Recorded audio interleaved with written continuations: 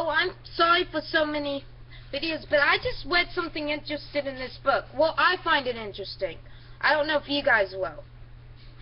It says, anger itself is not a negative emotion. It is what we do with our anger that determines whether it is negative or positive. If we go around sweeping out our anger on innocent people, it becomes negative. If we hold in and turn it against ourselves, it also becomes negative.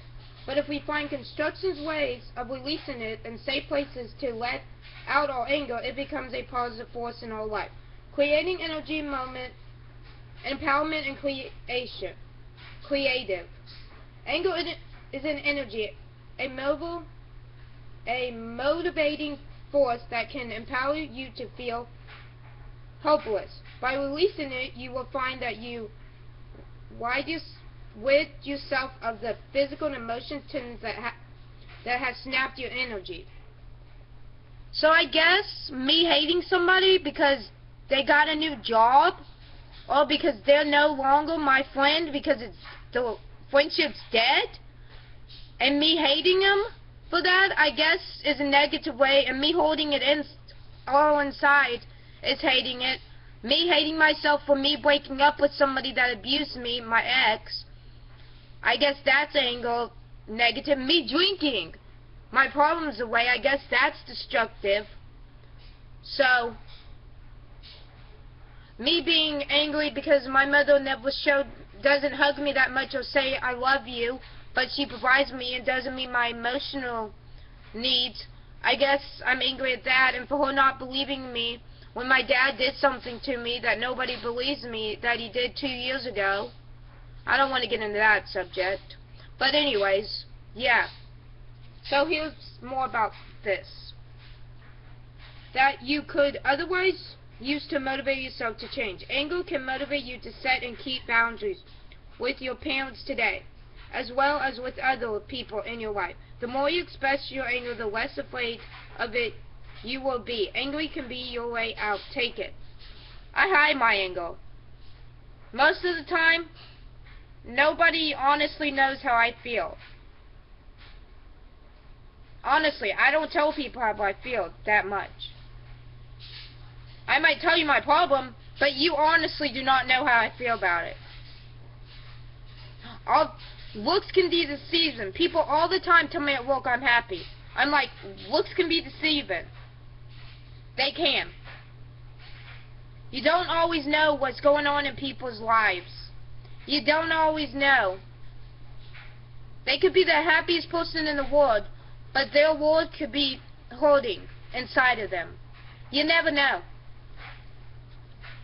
Here's exercise construction self way to identify and express your anger. Write down all the negative ways the emotional abuse or neglect affect you. This may take some thought and some time. Allow yourself to feel your critical, angry, and have to suffer in this way.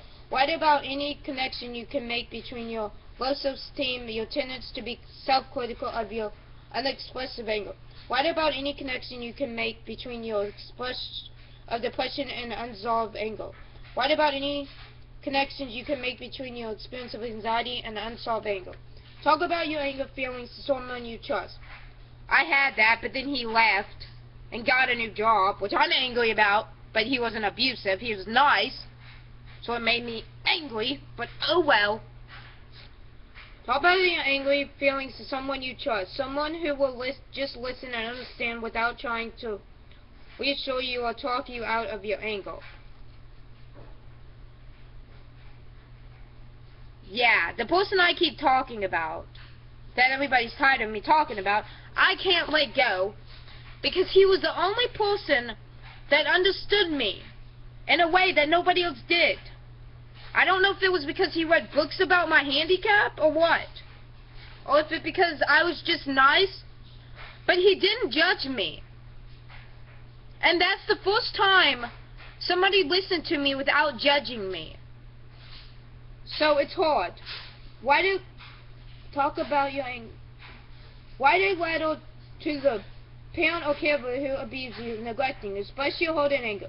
Don't consume yourself. Let yourself say all the negative, hurtful things. that are going through your head. This letter is only meant as a Cats in them?